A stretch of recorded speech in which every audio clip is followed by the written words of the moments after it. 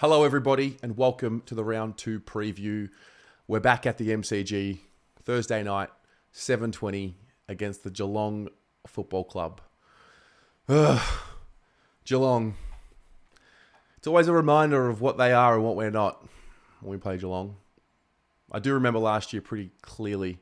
I remember last time we played, it was just one of those boys versus men type situations. They had full control of the match. The way they set up was really impressive, and it was just a really impressive display from the opposition. And it usually is when we play against the Cats. They've had our number for decades now, not only as a team, but probably as a club. And I think Geelong is exactly what we want to be and what we probably used to be. And I can never really have a bad word to say about them. It's just the ultimate respect. Last week was last week. I don't know if I know what last week means until we get at least 3 to 4 games in. I think this game on Thursday night will give us a little bit more context as to what last week was. I don't know how good Richmond are going to be. Geelong, I always expect them to be a good side, if not this year, one of the top 4 sides in the competition. I watched the Friday night game, the Geelong-Collingwood game. The Cats did lose, but I remember watching it, and if I'm being totally honest, I remember thinking, God, we're quite some way away from this level of footy. And maybe that's unfair. Maybe that was that style of game, and our game against the Tigers was a different style of game. It was a little bit more defensive, our game, whereas the Collingwood-Geelong game was a bit more open. But just the execution, we talk about it, it's already... That word is already starting to come to the top of mind when we talk about 2023. Execution. Effort is there. Intensity is there. Defensive effort is there. But the execution on the offensive end is not there just yet.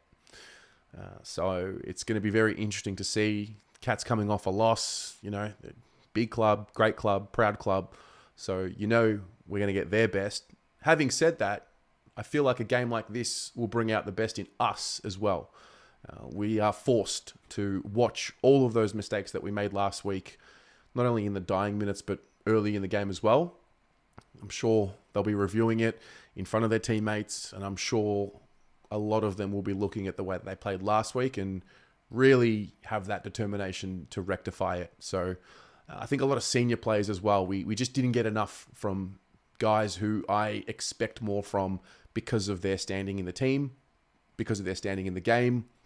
So we'll see. Was round one just dusting off the cobwebs, or will it be the start of a trend?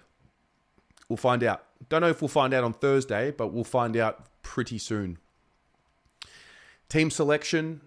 I am filming this on Monday afternoon, so we don't have too much news on that front. I think the notable players that come to mind in terms of who's staking a claim, Paddy Dow had a dominant display last week in the VFL, kicked 4 goals and really dominated in a come-from-behind victory. So he definitely puts his hand up in a serious way. I think when you have a performance like that, they don't come often for most players. So when you put a performance like that out, you definitely put your hand up. Pito is crucial, in my opinion, for this week. I'm hoping that game that he played in the VFL was the last, tune-up, so to speak, that he needed. And I'm hoping that he's back to full fitness and available for selection because, I just think him and Tom together works a lot better than Tom on his own. Don't know if... I really don't know. I don't know what the right combo is right now. But I know that Pito gives us a lot more space at stoppage because he creates so much space because he's so strong, throws his weight around, he's got the body to do it. And I think we're a much better team at stoppage when Pito's in there at this stage. So we'll see. In terms of our end, I don't know. Do you drop players after one game? We didn't lose. We also didn't win.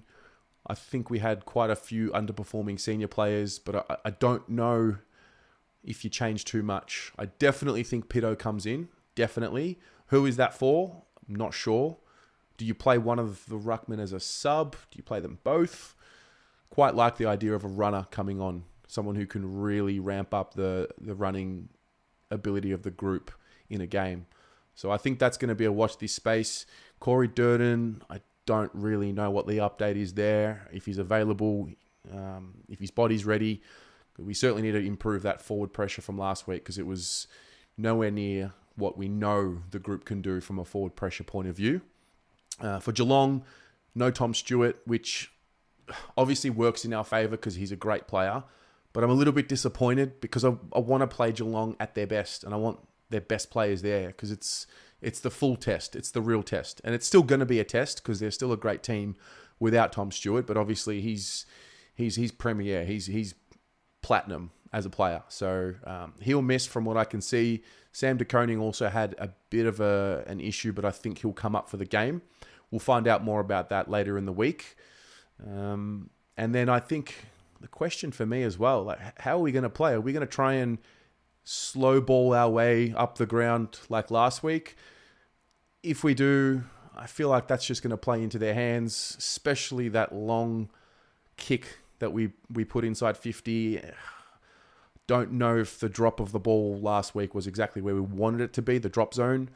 And I feel like that'll play into Geelong's hands. We literally watched Collingwood do what you need to do to beat Geelong. I want to see a bit more of that energy this week. I felt like we were just out of sync in a number of areas last week with each other, especially moving the ball forward of centre. So that has to change. That has to improve. Otherwise, it's going to be an ugly night, I think, if we don't use the ball well. We kick it long and high with no real purpose all the time. Like, I get it. It needs to happen sometimes, but all the time, I think Geelong are such a well-drilled team, so well-structured and so composed, so professional that I don't think we can afford to play like that. So our focus needs to be better. Our synergy needs to be better. And for God's sake, our execution needs to be better. I'm hoping Geelong bring out the best in us, and I'm pretty sure they will. It could be a very special Thursday night. I don't want to get sucked into that just yet. Let it happen before I get sucked into that. But this is a really important game. It's a really important test.